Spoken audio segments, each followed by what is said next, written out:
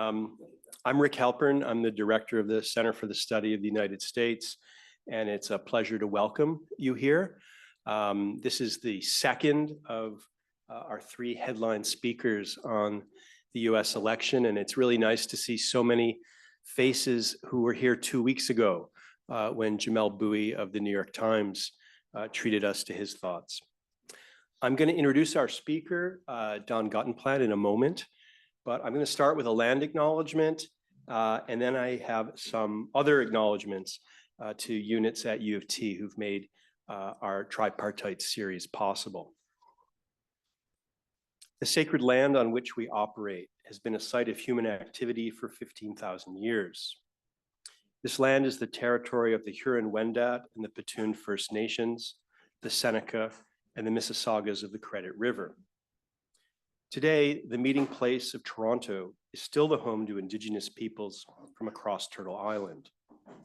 Our intersecting communities are comprised of those native to this land, Indigenous people from other territories, as well as settlers who have come here by choice, force, or otherwise a result of settler colonialism and imperialism. The Truth and Reconciliation Commission 94 calls to action affirms that the treaties with Indigenous peoples must be lawfully honored. We are all treaty peoples and are responsible for honoring and upholding those agreements. We are grateful for the opportunity to work on this territory and to share space with all of you. Now, pulling off this speaker series would simply not have been possible without the support and the generous support of various other units at the university. And I would like to thank and acknowledge, first of all, School of Cities, which immediately responded to my request for assistance and responded in a big way. The Department of History, Department of Political Science, Equity Studies at New College, Diaspora and Transnational Studies, the Women and Gender Studies Institute, the Center for European and Eurasian Studies here at the Monk School, and the Bissell Hyde Chair. As I said, this is the second of a three-part series. The third part comes just about a month from now when Keeanga Yamahtta-Taylor will be here to talk about state of play, US politics leading up to the election. And we have some other events, which you can see on the screen behind you. Our website is a great place to follow our activities, and I urge everyone to get on our mailing list. Now, I bet that most people here registered and registered through the Monk School site. That doesn't necessarily put you on the mailing list for the Center for the Study of the United States. And we'd love to get you on our mailing list. And the easiest way to do that is to talk to Sophie Bouret-Klein, waving her hand there, and make sure that she has your email. And then you can follow all sorts of events. For instance, Monday, October 7th, we have an event just for students. I know there are a lot of students here that's going to look at CVs, asking for letters of reference, applying to graduate and professional school. But if you're on our mailing list, you don't have to just happen into an event and hear an announcement. So I'd urge everybody to get on our mailing list. Now, it's a real pleasure for me to introduce Don Guttenplan. He's the editor of The Nation, one of the oldest progressive journals in the United States. He's also an author. His most recent book is called The Next Republic, The Rise of a New Radical Majority. He wrote a history of the nation called The Nation, a Biography, which covers the first 150 years of that journal. He's written a great book, American Radical, Life and Times of I.F. Stone, which began as a PhD dissertation, with I think had a better title. It's called I.F. Stone, The Last Muckraker. Now, how do I know this? Don was my PhD student at University College London a long time ago. And I won't embarrass him too much, but I will say he's the kind of PhD student that you dream of having. I'm really lucky that I've had others who fall into this category, but the kind of PhD student who would come in to talk to me about a chapter draft, and it really would soon become a really interesting conversation among colleagues, not supervisor student. I have to mention another book that Don's written, The Holocaust on Trial. You can see he's quite accomplished both as a journalist, as a historian in his own right. I'm going to turn it over to him for his remarks. And when he finishes, both Don and I are going to sit at this table in front of those microphones, and we'll have time for question and answer. And I will get in my head a list of those of you raising your hands, and we'll move from one side of the room to the other, and I'll moderate that, okay? So there will be plenty of time for discussion. So without further ado, Don Guttenplan.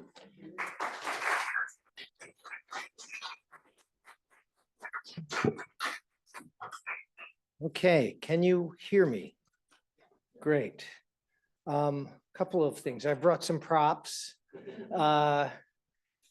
And I'm going to begin with a question, and I'm going to change the question slightly because you are a slightly older audience than I had expected.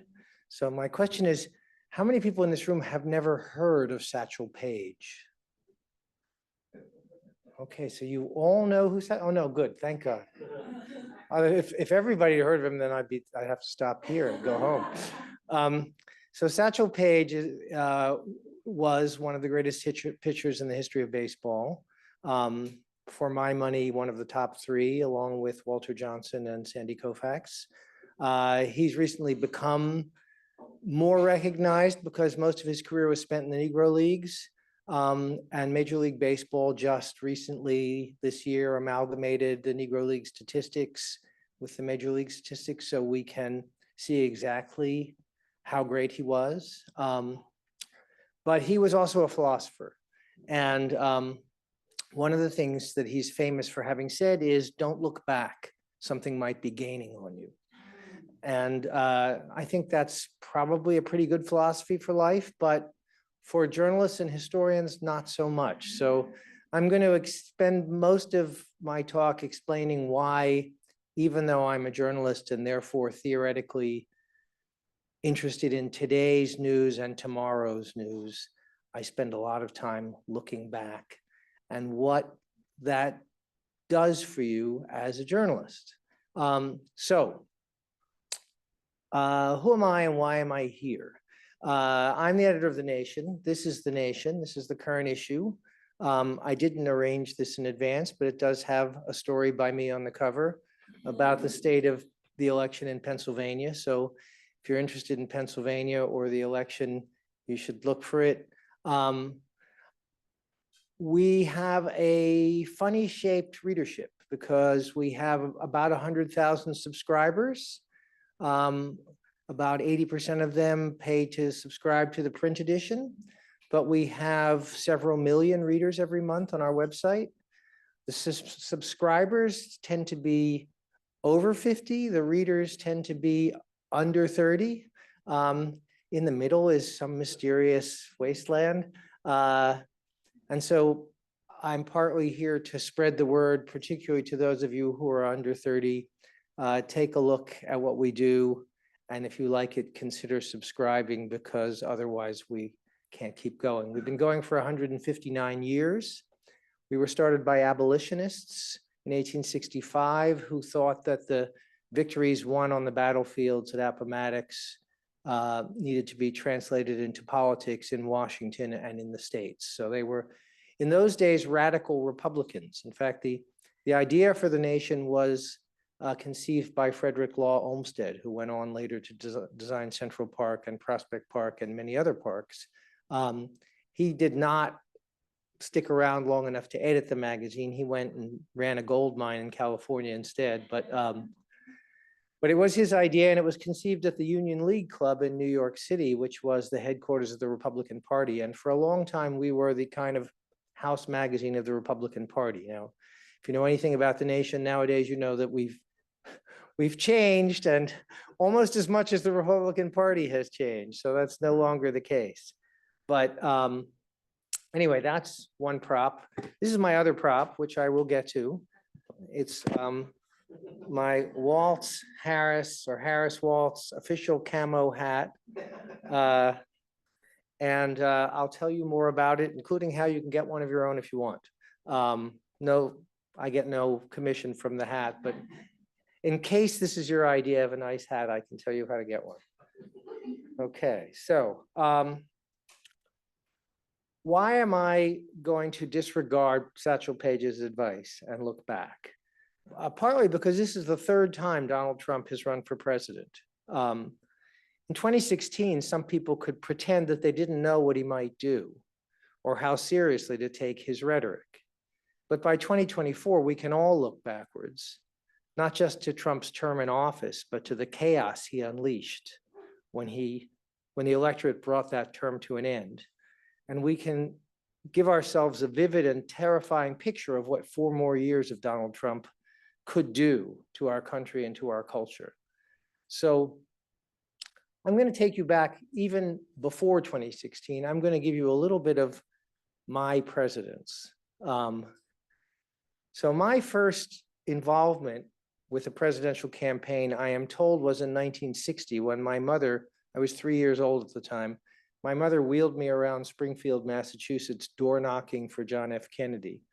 She was a young fan of the young senator from Massachusetts. We were living in Massachusetts, and I have no memory of this at all. But I still like to claim, some connection to the legacy. My first personal involvement was in 1972, when, as a 15-year-old who was against the Vietnam War, my family had just moved to Memphis, Tennessee, and I called up the local Democratic Party and I said, I'd like to volunteer for the George McGovern campaign. And they said, well, that's very nice, but wouldn't you rather work for somebody like Edmund Muskie, who might actually become the nominee? And I said, no, I'm really against the war and I want to work for George McGovern. And they said, well, there is no George McGovern campaign in Memphis. But the person at the end of the phone was very nice. And I guess I was an earnest young man. She took my name and number. And a few months later, she called me back and she said, it turns out that some people are starting a McGovern group in Memphis. And if you'd like to go, here's the person you should call. So I went and turned up to this group. There were 4 of us. And as I said, I was 15, so I couldn't drive. So I was given the job of running the phones because you didn't have to go anywhere. You could do it in the office. So I ran the phones. And then, of course, McGovern became the nominee. And we suddenly had lots of people, helping us. It was a very interesting experience. I did a lot of door knocking. Again, I couldn't drive, but by now I had friends who could drive who would take me door knocking. We did door knocking in Orange Mound, which was a very poor Black neighborhood in downtown Memphis. We essentially went to neighborhoods where we thought McGovern had a chance, and those were very far from the neighborhoods where my friends and I lived. But it was very interesting. We were always warmly received, often in houses that would have those pictures of Martin Luther King, Bobby Kennedy, John F. Kennedy on the wall. People would say, you must be hot. They'd give us tea. Everybody was incredibly nice to us. And it was also my first experience of what I would later recognize as a popular front, in the sense that we had, pretty sharp lawyers from pretty prosperous downtown firms who happened to be Democrats. We also had the local head, John Smith, I still remember him, head of the Black Panther Party. He organized the buses for the Get Out the Vote operation on Election Day. And I have to tell you that although you can look it up, George McGovern did not win the presidential election. America would be a very different country if he had. He did carry Shelby County, which was our county. So it did show me that if you really do the work, you can get amazing results. So that was my first experience in presidential politics. In 1984, I was sent to Milwaukee to write about the Wisconsin caucuses for Vanity Fair, where I was working as an editor. I think Alan Cranston won. So, I guess it was a lesson in peaking too early. If you peak too early, you're not going to do too well. I spent much more time engaged in 1988 starting out at the Village Voice, where I covered Al Gore's campaign and was on his plane for a week and was in Nashville for Super Tuesday. And then I switched employers and worked for the Village Voice. For New York Newsday, and covered the Dukakis campaign for Newsday. But in between, Tulani Davis, who's a great novelist and poet, and I wrote the Village Voice's endorsement of Jesse Jackson, we were the second white publication to endorse Jackson after The Nation, which was the first, and whose endorsement was written by my friend and mentor, Andrew Kopkind. 1988 was an important year for me in terms of presidential campaigns and presidential politics. And then in 1992, I gave up my prophet's mantle because I wrote a column for Newsday that said that Mario Cuomo was going to enter the election and be president. And so I mention that now because if we get to the Q&A and you ask me who's going to win, I'm going to tell you that I don't know. I have no idea. And then anybody who claims to have an idea is lying to you. So, but the other reason that I'm here, and I meant to say this earlier, is to answer any questions you have. So when we get to the questions, we can talk about the election, but treat it as an AMA and ask me anything you want. And I will do my best to answer.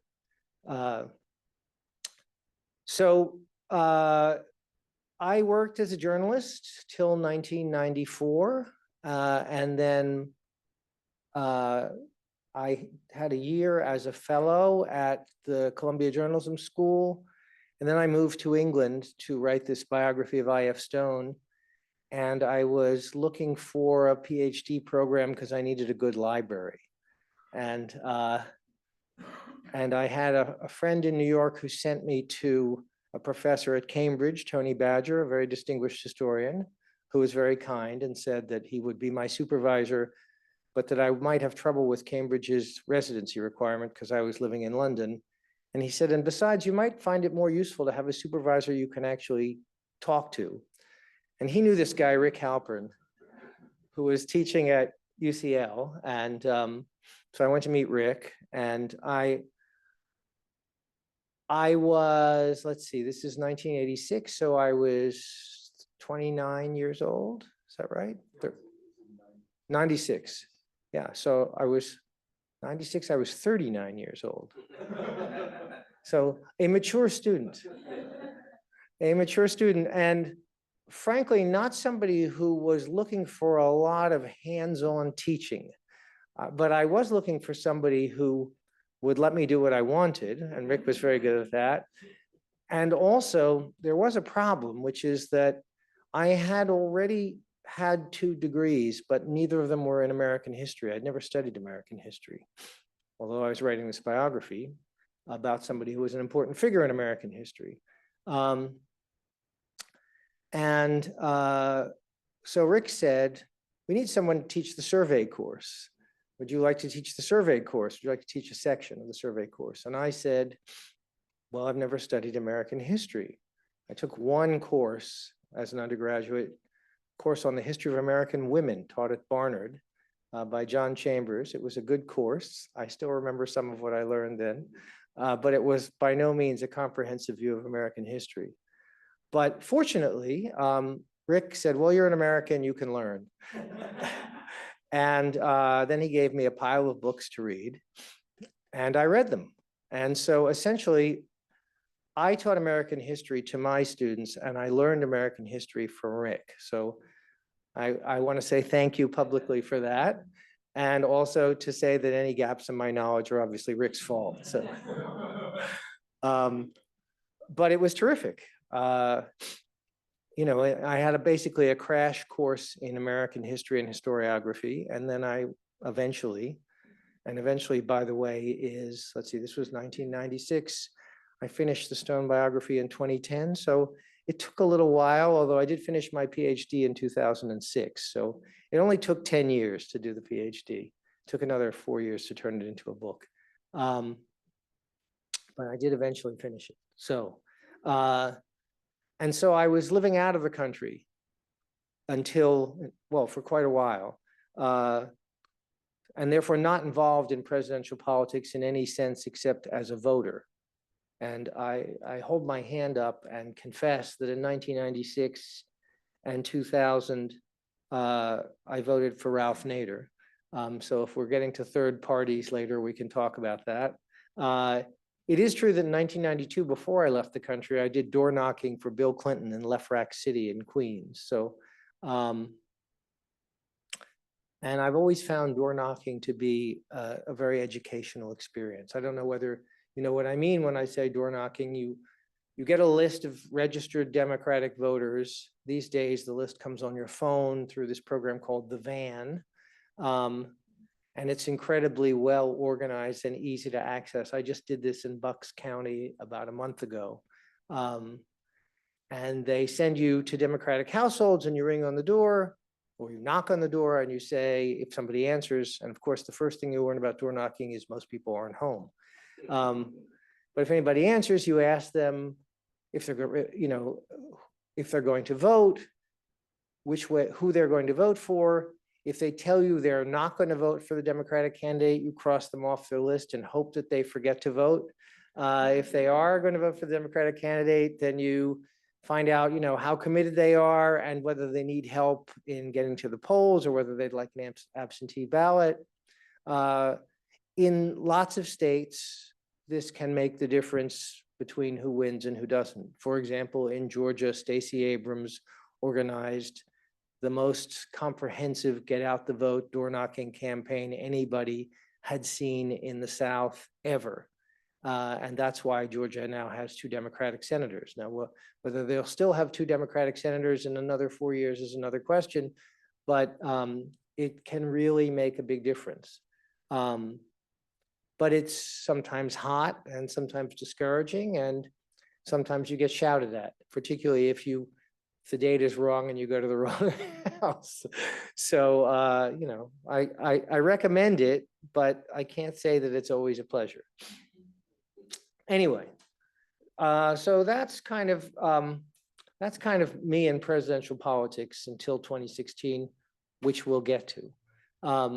So now I'm going to tell you a little bit about me and Donald Trump, because we go back a long way too. I first interviewed Donald Trump in 1982.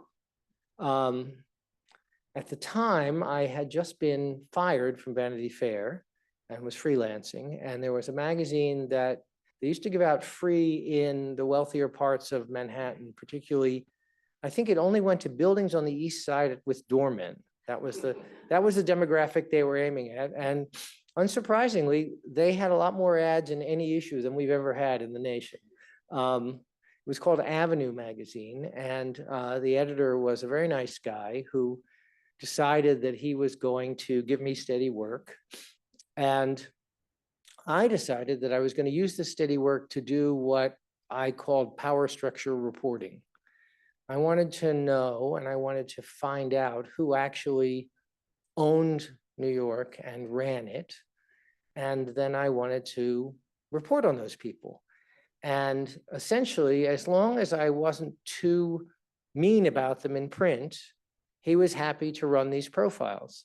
So the first one I did for him was of a real estate lawyer called Sandy Lindenbaum. Now, Sandy Lindenbaum was the son of a man called Bunny Lindenbaum. And Bunny Lindenbaum was the head of the New York City Planning Commission. Sandy was a zoning lawyer. So the father decided whether you could put up a building. The son goes to court to say, let us put up this building. And by the way, it's only supposed to be 10 stories, but we want to build 20 stories. And amazingly enough, Sandy often got his way with the planning commission for his clients. Now, why did Bunny have this power? Because Bunny had come up through Brooklyn organization politics, something called the James Madison Democratic Club, with a obscure accountant named Abraham Beame. And, you know, Abraham Beame eventually, although he was an obscure accountant all his life, became the mayor of New York, and he appointed his best friend, Bunny, to the chair of the City Planning Commission. Sandy prospered. One of Bunny's oldest clients was a Brooklyn developer named Fred Trump. Fred Trump was getting his son started in business, and Fred's son wanted to take this slightly down at heels hotel near Grand Central Station, the Commodore Hotel, and he wanted to turn it into a gold-plated, luxury hotel, and also add extra floors and protrude out over the sidewalk. He needed what in New York are called zoning variances.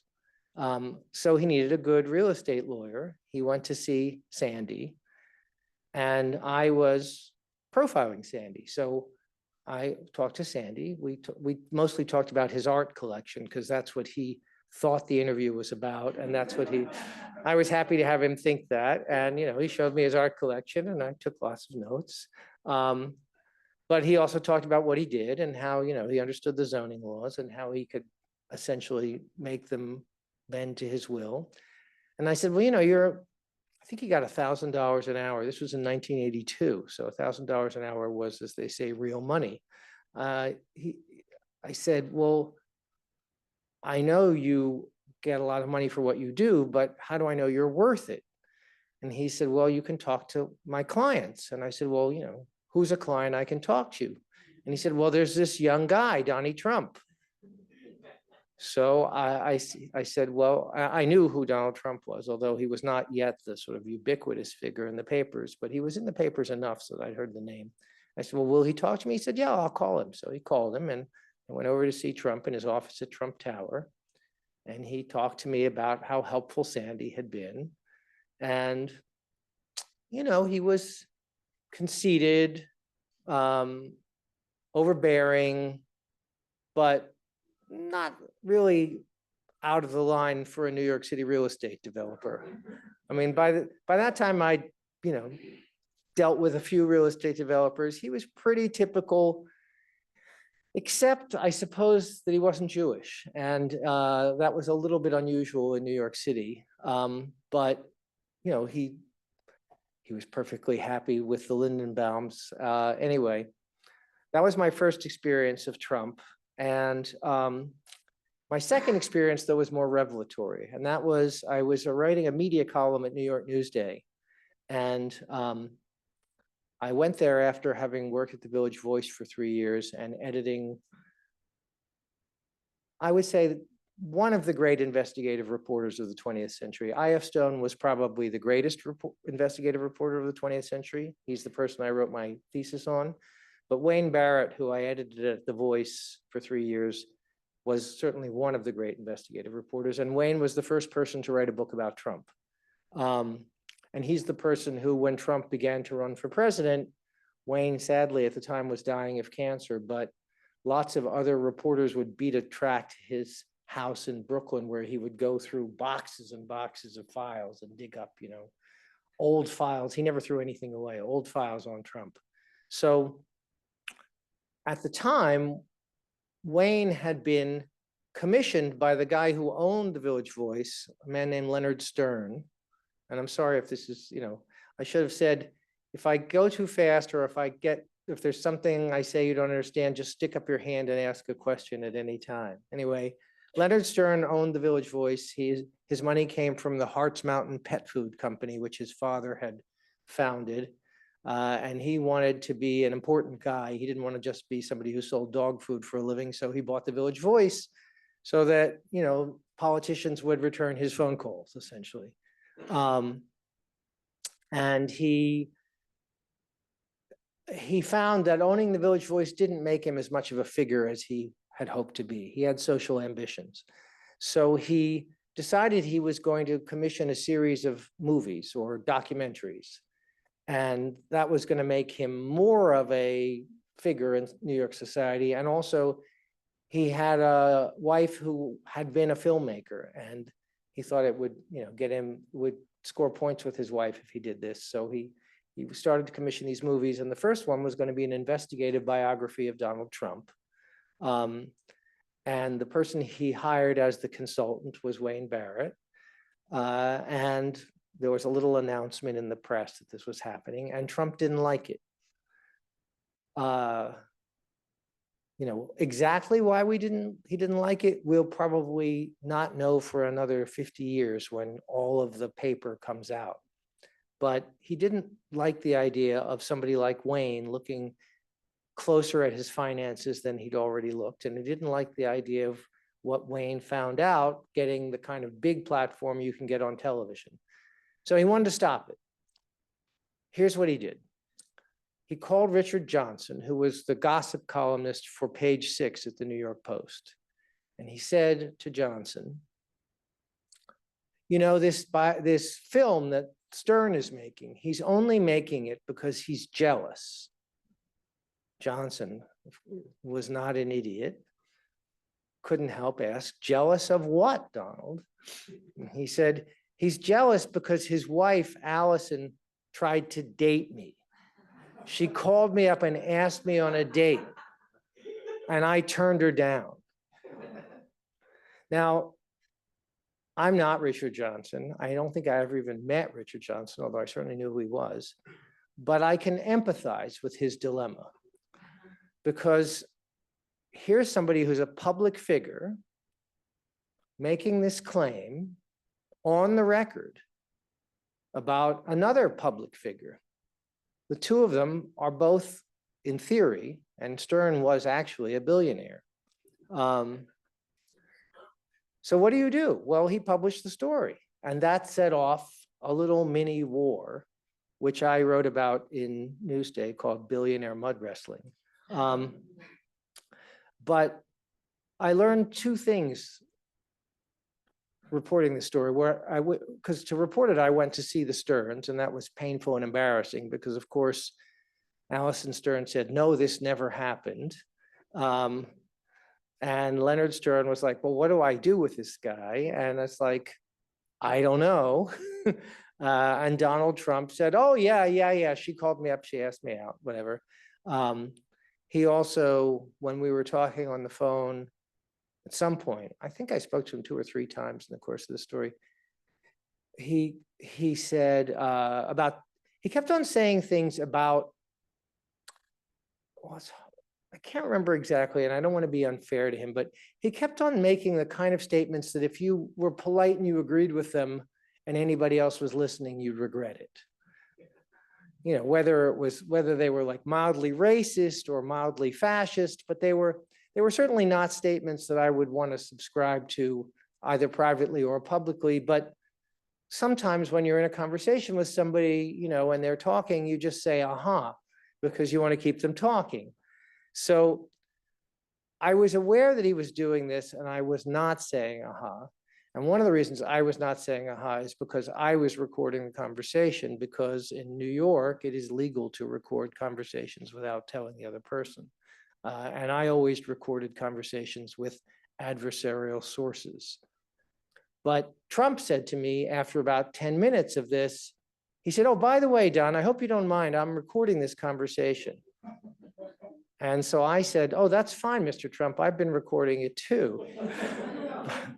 But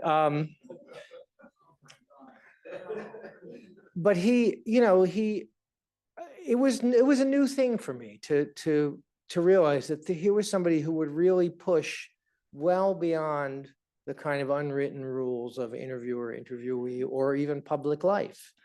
And this was confirmed for me because I went to, I had known Wayne, I had read all the stuff on the Commodore Hotel deal, and I decided I would go talk to Alaire Townsend, who had been the deputy mayor for economic development of New York and had negotiated the Commodore Hotel deal. And I wanted to get her sense of what it was like dealing with Donald Trump. And she said something to me that at the time, well, after we published it, she called me to complain that we published it, but I think she's glad now. In fact, I know she's glad now because we've talked about it. She said, I wouldn't believe Donald Trump if his tongue was notarized. And I thought, okay, that's this guy. So this guy shows up in 2015 in Cleveland when I am covering the Republican Party's summer meeting and they're having a presidential debate. And it's clear that he has not changed. He has not reformed. The fact that when I was covering him in the 80s, I wrote a couple of stories about how he was basically bankrupt, but the banks were afraid to foreclose on him. And he has recast himself as a success, even though he'd never actually succeeded in business. He'd only succeeded on television. But, and then I went to this debate, and the moderator of the debate says, is there anybody here who will not promise to support the nominee of the Republican Party? And Trump holds up his hand.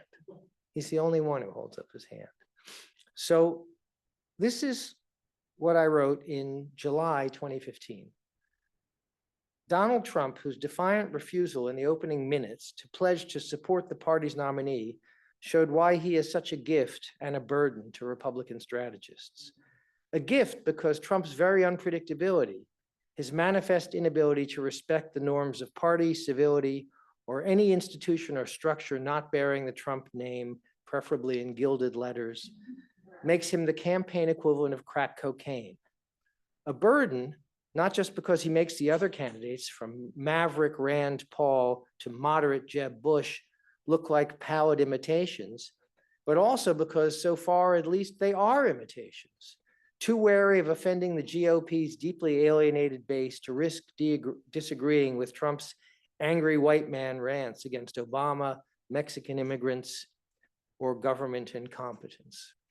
So at the time, I'm afraid I thought that the Republican Party would find some way to keep him off the ticket. I didn't quite realize that they realized that he was actually the only person they had who could win. But I spent the rest of 2016 covering the election, and I saw some things that surprised me. And one is Trump would go places that no Republican had ever been in, where the Democrats also never showed up. One of those places was Newton, Iowa. Now, if you're an American of a certain age, and I've already said I'm 67, you will know about the Maytag repairman, the loneliest man in town, who was a figure of TV commercials because Maytags were famous for their reliability, and they were built in Newton, Iowa, except that they stopped building them in 2014. And this vast factory, which had been the pride of American, as they say, white goods manufacturing, had been empty for 2 years. And the town was completely hollowed out. And Donald Trump showed up there to have a rally.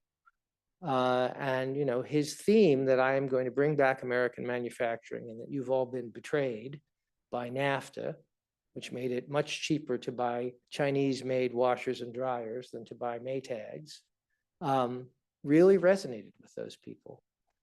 So, on the one hand, you have this guy who will say anything, who shouldn't be believed even if his tongue is notarized. And on the other hand, you have this guy who has a really good instinct for the really painful parts of the American economy and a willingness to show up there.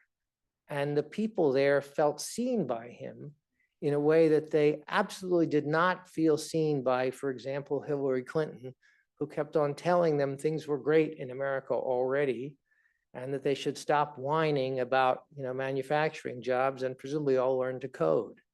So, so I guess this is a very roundabout way of saying, when I see Trump today, I can't help seeing him through this long tunnel that goes back to 1982. And, if you pick up The Nation, we've endorsed Kamala Harris on this issue. We think it would be very dangerous if Donald Trump is elected again. But that doesn't mean that I think that it's safe to assume that he won't be, because he's a very clever campaigner. And as I think I wrote in 2016 after the election, America has a long history of populism, which, if there's time, I'm going to skip through very quickly next. And if you don't offer people a populist door to the left and the only populist door is to the right, people will still take it. And that's what happened in 2016. The Democrats did not offer any real economic alternative to people who were hurting. Now, yesterday, Kamala Harris set out her economic program and she tried, and in some cases, I think did a decent job of offering people some concrete details about how she's going to make their lives better. But I think there's a lot more to do and a lot more to say. I don't know how, am I good? 5 more minutes or 10? Okay, good. All right, because I can do this in 10 minutes, and it's kind of where I was going, which is Pennsylvania. So this is my report about Pennsylvania. Why Pennsylvania? Well, as Mark Twain said, history doesn't repeat itself, but it often rhymes. So Braddock's Field, July 9th, 1755, the Battle of the Monongahela. The French, Canadian, here we are in Canada, and Native American forces, including members of the Ottawa, Ojibwa, and Potawatomi tribes, under the command of Captain Daniel Leonard de Beaujeu, defeated the British under General Edward Braddock in this field outside of what is now Pittsburgh. On Braddock's staff was a young lieutenant colonel who had surveyed a lot of this land for the Ohio Company, which wanted to open it to English settlement, which was why the French were fighting against them. They didn't want to share it with didn't want to share the Ohio River Valley with the English. The young lieutenant colonel had been instrumental in keeping the troops from bolting when they were shot at behind. The English formed up in lines, they'd fire in lines. The French would do the same, but the Native American troops would come from and shoot at them from behind the trees. And the English thought this wasn't cricket, and they didn't like it. And they were tempted to run. But this young Lieutenant Colonel, George Washington, kept his troops in order and held the line so that when Braddock died, he gifted his sword to Colonel Washington as a token of his esteem for his command. August 1st, 1794, same spot. March on Pittsburgh as part of the Whiskey Rebellion. So by now, George Washington is president. Now, how many people in this room have seen either live or recorded Hamilton? Okay, lots of you. Do you know that there's a song that never made it to Broadway? The song is called The Last Ride, and the chorus is sung by Lin-Manuel Miranda in the off-Broadway production. And it goes, "You are outgunned, outnumbered, pay your fucking taxes." And the song was a condensation of the Whiskey Rebellion because the new country needed revenue. It had engaged in debt to fight the revolution. And the question was, where were they going to get the money from? And Alexander Hamilton, the hero of Hamilton, but to me a villain, America's first apologist for plutocracy, said that they should tax whiskey.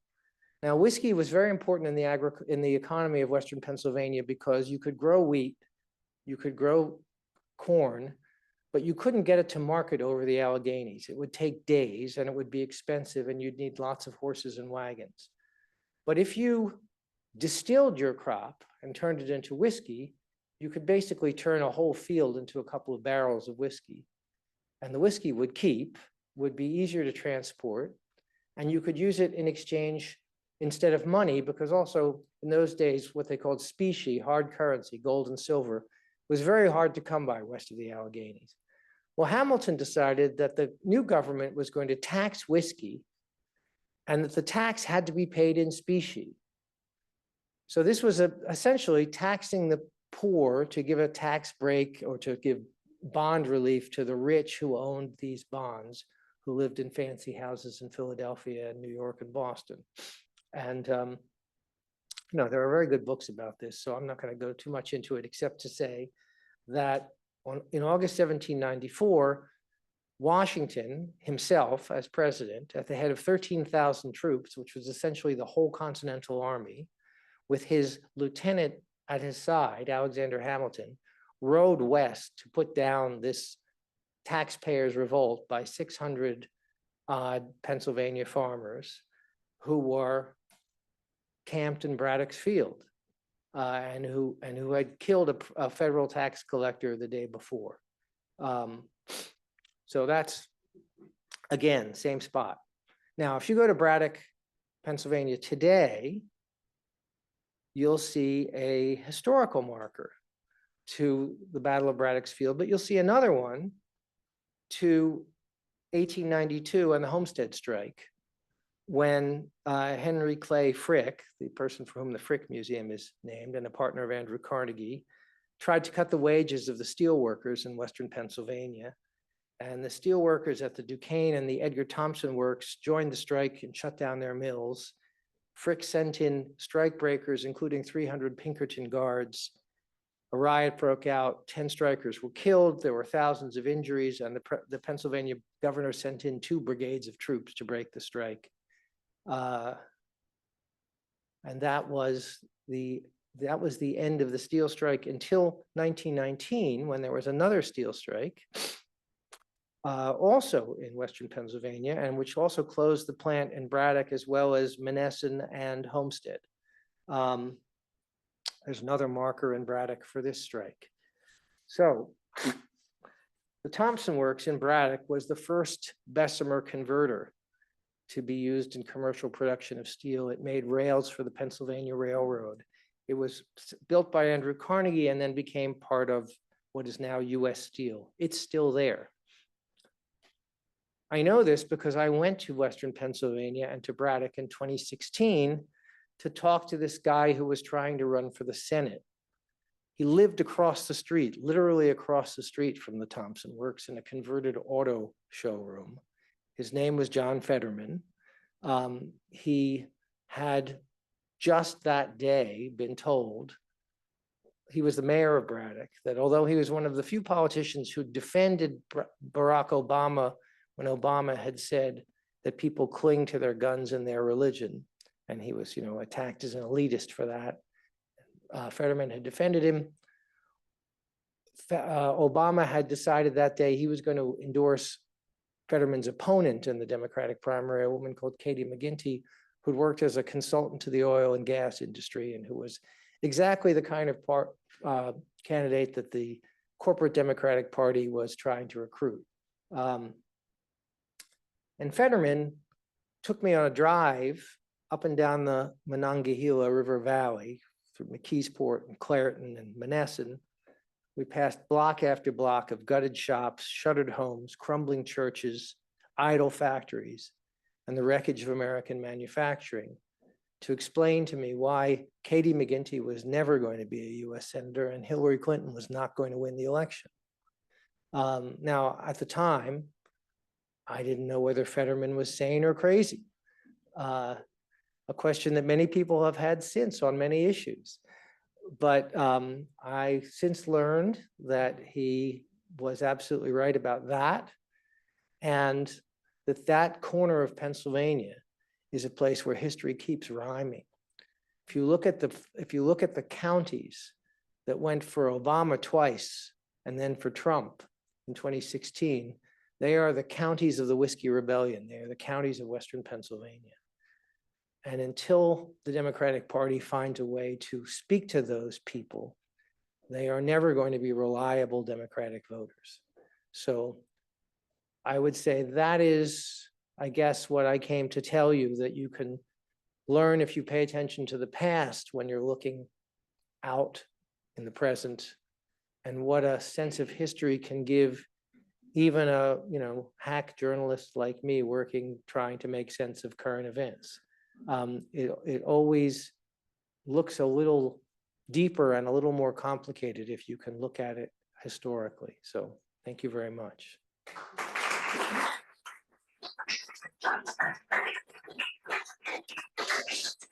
Oh, the hat. So the hat is because in 1892, when this strike happened, the populist party in Omaha put out their platform, the Omaha platform, very much worth looking up, where they asked for revolutionary ideas like the an 8-hour day and direct election of senators. And it was the birth of the People's Party in the United States. This is the hat of the Nebraska Democratic Party. It's their official hat. You can get it on their website. And what's interesting to me is that Nebraska is one of these places where you think of it as a hopelessly red state. But just like in Western Pennsylvania, there are not just seeds of revolt, but a history of revolt. So that if you go to Nebraska today, people tend to vote Republican on some things, and they have two, Republican senators. But there's also been this fight about whether they're going to split their electoral vote, and there's a big fight over abortion in the state. And there are, for example, no private schools in Nebraska because they still have the populist heritage that education is a public good and it has to be funded by public money. So I suppose I wear the hat partly out of solidarity with my brothers and sisters in Nebraska, and partly as a reminder that you should never write off any corner of the United States. Okay. So I don't want to abuse my position as moderator, but I do want to ask you the first question. Okay, good. And I want to do it in a way that lets you expand a bit on left populism. So if I'm not mistaken, Bernie Sanders carried Braddock County.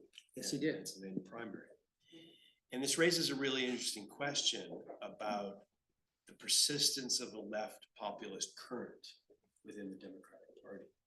And the party, of course, has always been schizophrenic. Okay, we can think of the New Deal and Roosevelt contending with the Southern racist bloc, for instance. Bernie's not alone. There are other politicians, and if you think back to July, to the Democratic National Convention, one of the really remarkable moments was AOC speaking early on in the convention. Amazing that she was given that kind of platform time, but she may be the next generation of left populists. But the center of gravity in the party certainly is not with the left populists. They're more with the corporate crowd, in my view, at least. So where do you think left populists, regardless of their specific politics, need to go? Regardless of what happens on November 5th, how do they need to position themselves so either the Harris-Walz administration can be pushed in a direction that will allow them to reach those alienated voters, in all likelihood, are either going to stay home or going to vote Republican at the head of the ticket, or assuming that the Republicans are victorious in November, how do left populists position themselves so the party can remake itself? Well, I guess it's good that's the first question, because it's kind of the $64,000 question. So I wrote a whole book called The Next Republic, which attempts to answer this question as it looked in 2017. And the book is a mix of profiles of young activists and historical interludes. The first historical interlude is called The Whiskey Republic, and it's about the Whiskey Rebellion. The second one is the Populist Revolt. And the third one is the second one is the Civil War and Reconstruction. The third one is the Populist Revolt. And the fourth one is the New Deal. And my argument is that each of these moments and each of these movements was an attempt to redeem the promises of the Declaration of Independence that have never been fully redeemed by America. And they've partly never been redeemed because we've remained essentially a plutocracy since Hamilton's day. And it's partly never been redeemed because of the original sin of racism and racial supremacy, which is what essentially brought down the New Deal Republic. If you look all over, if you travel the country as I did in 2016, you're constantly coming across what I would call monuments to the New Deal, things built by the WPA, bridges, zoos, parks. So there was this vast and ambitious public sector, but it relied on this unholy coalition of northern urban liberals and southern white racists. And to the extent that it ever ventured into racial equality, the southern part would balk. And that meant that, for example, redlining and mortgages and the disparities in racial wealth that we still have today. So, I guess one way to answer the question is a true left populist coalition has to be multiracial. It has to include the entire multiracial working class. And it has to not tell people that their history doesn't matter. And in terms of more concrete things, I would say one of the chapters in that book is called The Tea Party of the Left. And it was about some young activists who were at that point starting something called Justice Democrats. Justice Democrats was, one of the leaders was a guy who's profiled in the book and who's now a member of our editorial board, Waleed Shahid, who I met when he was running the Philadelphia Sanders campaign. And Waleed has lately been the person who's been organizing the Uncommitted campaign. But in between those things, he recruited this young bartender to run as the point of Justice Democrats was like the Tea Party in that they were going to focus their ire and their energy on corporate Democrats and challenge them in primaries. And they took on this guy Crowley, who was, I think, the second most senior member of the House. Somebody with a lot of clout, and they got this woman to sign up to challenge him. And she turned out to be a generational talent in terms of politics. They didn't know that when she signed up, but so that's what AOC comes out of. There are more like her. On the other hand, we've just seen with Jamelle Bouie that the left is not very good at protecting our own. And also I have to say that while I am entirely sympathetic with what Waleed has been doing, Gaza is not going to be the issue that 95% of Americans are going to vote on. And if we're going to organize a majority coalition, because I am a small d Democrat, I am not a Leninist. I don't believe that the way to bring about change is to organize a vanguard and not tell people what you're really doing. I think the way to bring about change is to bring together people who actually make up a majority of the country you're trying to change. And that means you have to work with people who don't agree with you on every issue, and you have to sometimes compromise on issues that you care about. And you have to build a broad coalition, or as they used to say in the 30s, a popular front. So I think that's what we're going to have to do. It's true that the Democratic Party's long history of, well, let's put it at its kindest, blindness and insensitivity to the criminal abuse of the Palestinians is going to have to change and going to have to be addressed. And we've been banging on about that at The Nation for 20 years now. But it's, that's not what's going to put the majority coalition together. It's what's going to keep it from forming. What's going to put it together is a real challenge to the power of entrenched wealth, a real challenge to the power of money in politics. Jeremy Corbyn had a lot of faults, but he had a great slogan, but then he stole it from Percy Shelley. And the slogan of the Labour Party under Jeremy Corbyn was "For the many, not the few," which comes from Shelley's poem, "We are many, they are few, we are many." Large numbers is the only real winning weapon that the working class has. So we have to find a way to use it. Okay, let's open it up to the audience for questions. Right over here first, the gentleman with the suit coat, and then we'll go over to this side, the yellow shirt, front row, you're next. I'm not an American, but like the rest of the world, we're glued to what's happening in the US because of its implications for the rest of the world. The thing you said that I found most powerful is you can't believe anything he says. And yet you're despondent. So I think back to 2016 and I recall what he said and did he deliver? He was going to, keystone of his platform was the wall with Mexico, and Mexico would pay for it. I see him running again, and apparently there isn't a wall, and Mexico hasn't paid anything. He said he was going to rip up NAFTA.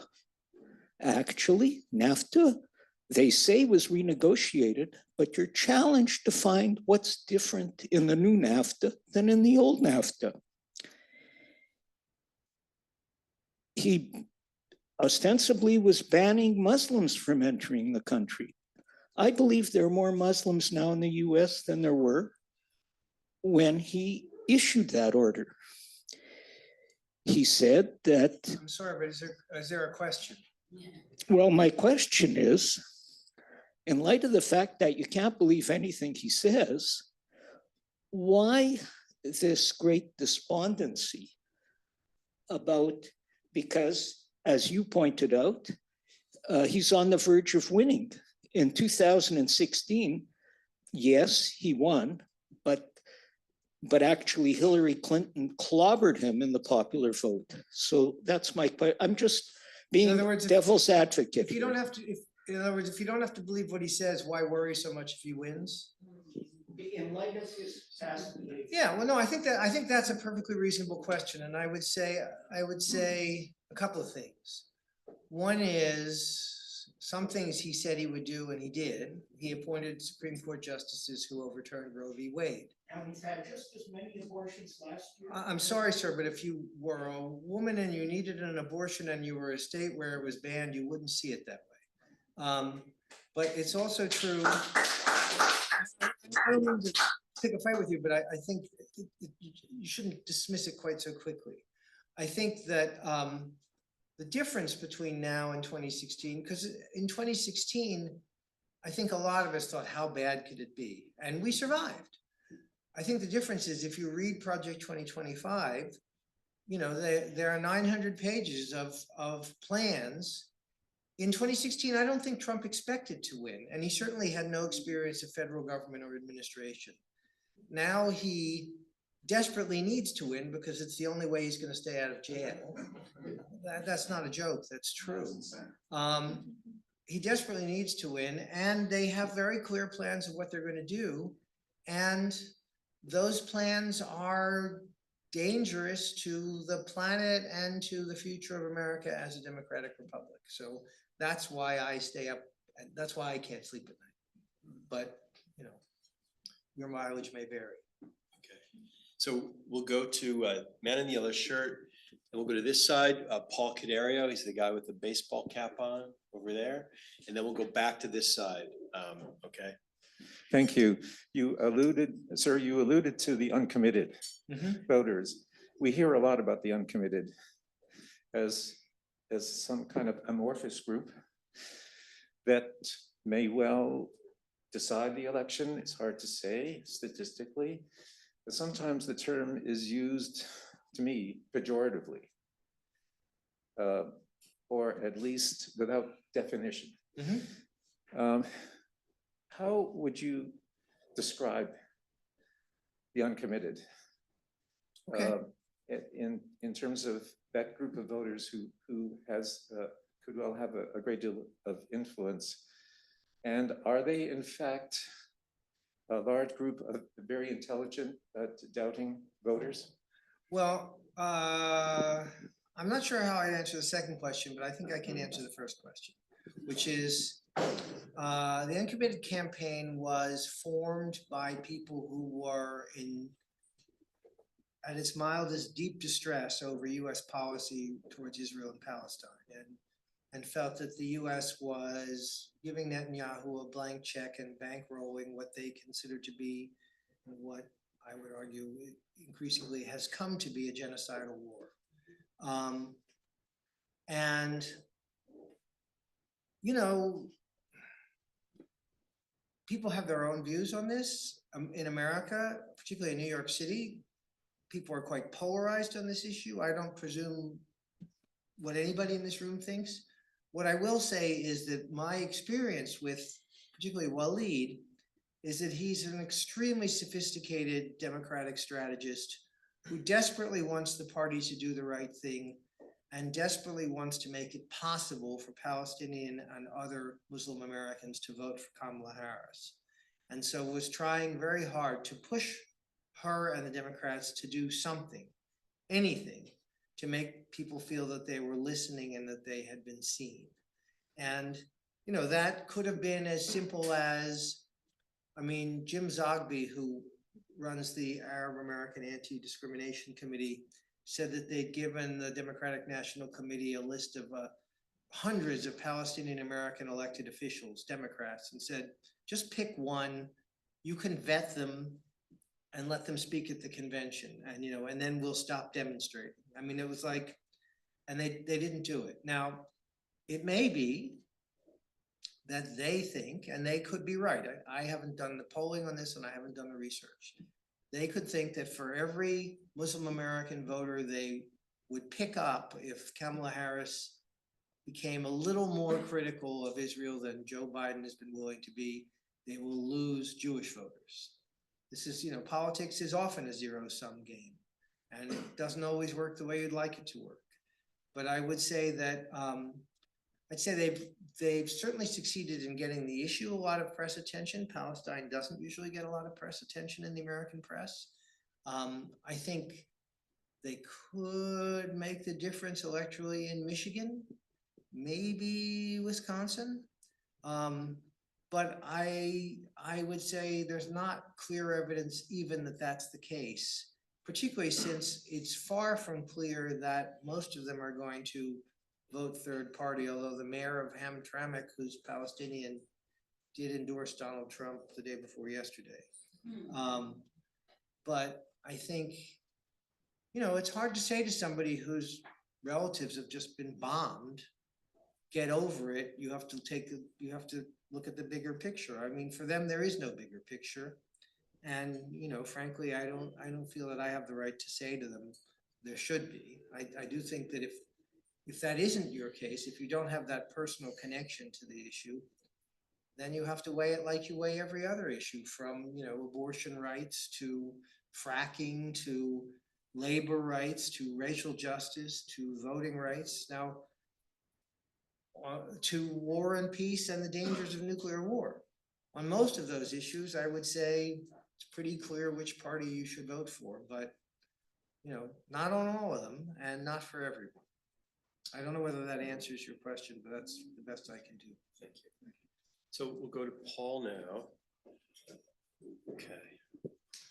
Thank you. I'm a fellow here at the Monk School, but I live in Washington, D.C. and cowered in my home on January 6th, so I don't exactly know what you're talking about. I'd be interested in your views as a journalist about the criticisms that have been raised to Vice President Harris. We don't know what she stands for.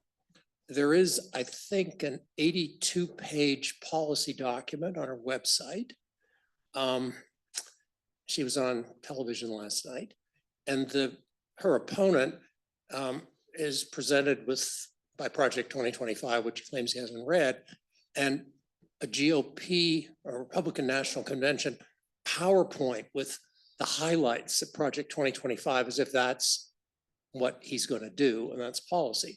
I'm wondering why the press keeps saying we don't know what she stands for, when she stands for about the range of things with the level of depth that most people running for president of the United States stand for, and which have to get through the Congress, after all.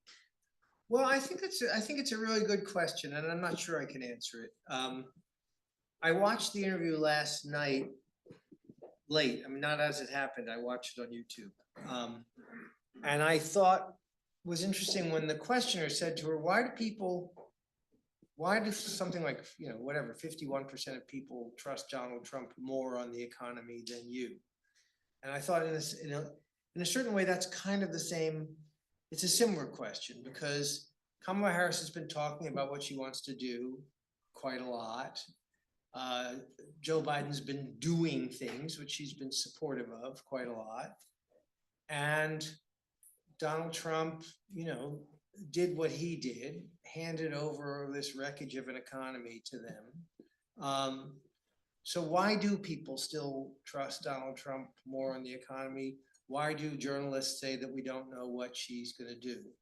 I mean, frankly, I think part of the answer to that is with my profession, that the press has done a very poor job of conveying their clear policies and also explaining to people, yes, on the one hand, the price of butter and eggs was lower under Trump. People felt, until COVID, people felt well off. And, you have this big wave of nostalgia for that, I think, among voters, which is, if I were her, that's how I would have answered the question, is that people felt they were well off until they weren't. But of course, one of the reasons people felt they were well off until they weren't is because he was spending Obama's inheritance. But it's explaining economics in a soundbite is not something that's going to win you any votes. So maybe she was right not to answer it that way. The problem is that she keeps not answering it in any way that's short, clear, and convincing. And that means that journalists keep asking. And also, I would say, and this is a criticism, I think they don't highlight things that they could highlight more. For example, it's already her policy. She's already committed to giving people, first-time home buyers, $25,000. Now, she hasn't said where the money's going to come from or who's going to pay for it, but she has said you'll get it. But she doesn't talk about it nearly enough, I think. And I think maybe part of that is because she thinks maybe in San Francisco, where she's from, or in Brooklyn, where I live, $25,000 won't even get you a parking space. But in an awful lot of the country, $25,000 is half a house. And in an awful lot of the rest of the country, $25,000 is the down payment on a house. And I don't know why she's not out saying every day, you vote for us and we'll make it possible for you to buy a house if you're working and you work hard and you have any savings at all. I don't know why they're not doing that. And I mean, I can't answer that. I don't know why they're not doing that. I do think that, and this goes back to something Rick said, you consider the Democratic Party schizophrenic, or you can say, as people have for a long time, it has two wings, a left wing and a right wing, and you need both wings to fly, maybe. But I think that she hasn't kind of taken a side between those two wings. I think her theory is keep quiet on that, and we'll deal with that after the election. And maybe that'll work. But for example, Bernie, you knew which of those sides he was on, and in that sense, you knew what he was going to do. He was going to give everybody free health care. He was going to make child care free. He was going to give parental leave to everybody. He was going to pay for it by taxing millionaires and billionaires. He talked about what he was going to do all the time, and it was very clear what he was going to do and who was going to pay for it. She doesn't do that. And I think she doesn't do it because she doesn't want to. She wants to keep in good with both wings. Maybe that's a winning strategy. I don't know. Okay, we're running out of time. I want to make sure we get some students in here. So there's a fellow here who's been maybe 5 rows back with a white T-shirt and a beard. Yeah, and then we'll go back to this side. Yes, you in the back corner. And then the young lady. Yeah, and there's a woman in the middle. We haven't had a woman speak yet, so we'll go to you, and if there's time, the man in the blue T-shirt. Okay. Okay.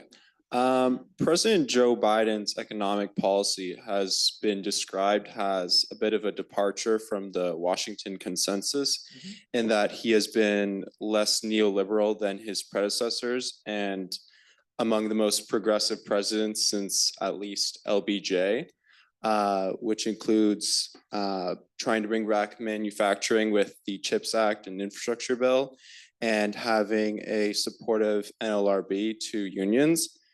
Do you think that these efforts by Biden will pay dividends to people such as those living in Western Pennsylvania, or do you think it is too little too late? I don't think it's too little too late. I think they are already paying some dividends. I think, they are opening manufacturing plants for chips, for example, in parts of the country that were hollowed out.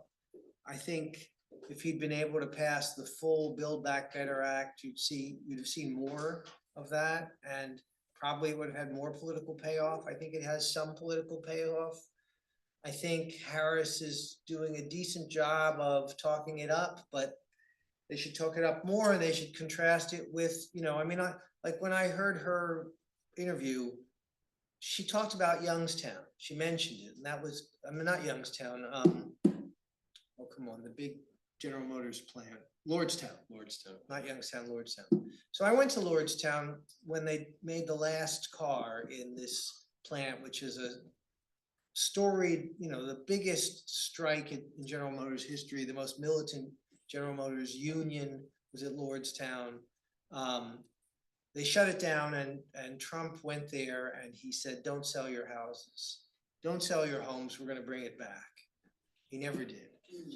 So, they ought to make much more of the difference between his rhetoric and what they've done. But yes, they need to do a lot more. They need to do a lot more. It needs to be a much bigger, that's why I give a whole chapter in my book to the New Deal. There needs to be a much more bold imagination of what can be done in terms of expanding the public sector and the commons and our kind of, general public goods. But I think what they have done is a beginning and will pay political dividends.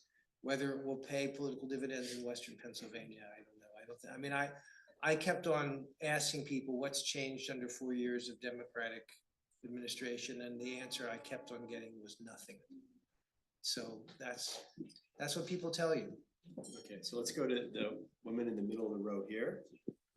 And then the fellow in the blue t-shirt may have the last comment, but go ahead, please. Hi there. Thank you so much for what's been a really informative and instructive talk. I appreciate your time. As a young woman, I'm really excited to see the gendered dimensions of this campaign and the potential to have a female president. At the same time, I worry profoundly that the Democratic Party isn't setting a tone that there is space for young men within the coalition, and that there's an opportunity to belong in what that movement might look like. I'm wondering if you could speak to what you would see as being an effective Democratic strategy for including more young male voices, such that this coalition can appropriately engage and reflect a broader generation of young people. Thank you. I think that's a terrific question, and I'm so glad you asked it. I have to say I don't really know an easy answer to it, but I remember in 2016. I was a Bernie bro in 2016. I should confess, but still, I knew a lot of women, particularly in my social and intellectual circles of New York, accomplished women, who were very excited about Hillary Clinton. And they were talking about, the glass ceiling and her and this, and it's our time. And I remember thinking, that doesn't really leave much room for men. And, is that a problem? And it turned out it was a problem. Now, I think Kamala Harris is running a different kind of campaign in that she's not really running an identitarian campaign at all. She is a woman, she is Black, she is South Asian. She doesn't downplay any of that, but she's not running as a woman in the same way that Hillary was. I don't think there's much she can do. I think there is a lot that Democrats can do, and I think Tim Walz is kind of doing it. I think the whole coach thing is a way of saying, there's somebody here who sees you young men and who understands that you're not always, what's the word I want, buttoned down. You're not always buttoned down, but we love your enthusiasm, and and maybe you're a little clumsy, but we've got room for and we need your energy. Now, I'd like to see more messaging like that myself. And I think frankly, it's going to have to be the young men who organize it. And I do think that it would help. And I'm glad that I'm not the only person that thinks that. So I'm particularly grateful for your question, but I don't know how they can do it, but I think you're right. It would be a good thing to do. I'll keep this quick, but before I start, I just wanted to say on behalf of the students of AMS 310, the Crossroads course, thank you so much today. Professor William Riddle has been really pushing this series, and we're all very excited to be here. Great job, Will. Thank you. I have a two-part question. Oh, sorry. Oh. Yeah, can you listen to him, please? Thank you. No. In all seriousness, I have a quick two-part question. This more deals with your interaction with Trump directly. When you play a narcissist game, they can do whatever you want to you, but the second that you do the same thing to them, it's the end of the world. When you brought up that he recorded you and then you recorded him right after, you obviously didn't care because that's just the way it was going. How did he take in that moment, and how did he respond to that interview going forward? Well, the truth is, I don't think he ever gave me another interview. That probably answers it right there. So maybe that answers your question. And all good. And then and I know we got to wrap up, so I'll keep it quick, but it's kind of silly question. Around 8 years ago, I was at the Plaza Hotel, and I ended up running next to Donald Trump. As we've seen on the news, Adam Kinzinger keeps talking about how bad Trump's BO is. Was his BO bad in 1982 as it is now, or? I didn't know. I can't pretend I know. I'm sorry. I wanted to end on a funny note, but but here, in the same spirit. So I was in Newton, Iowa, and I was watching Trump speak, and I was sitting next to this guy from the Daily Mail in Britain, and the Daily Mail was very friendly to Trump, partly because he's very good for newspaper sales, and partly because they're reactionary and they used to be Hitler apologists. So, but this guy was a perfectly nice reporter. And I said to him, "Do you think it's real?" And he said, "What?" And I said, "The hair." I said, can that really be real? He said, "Oh yeah, it's real." I said, "How do you know?" He said, "Because I pulled it."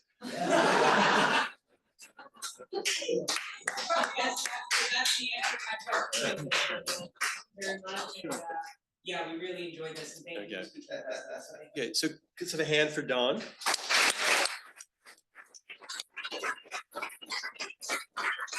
And I hope to see as many of you as possible in late October when Keeanga Yamahtta-Taylor is here. That one is still, some slots are available, 10 slots, Sophie tells me. So register now. And that one won't take place here in the boardroom. That'll be over at 1 Devonshire Place in the Campbell Conference Facility. Thank you very much, and thank you. Thank you.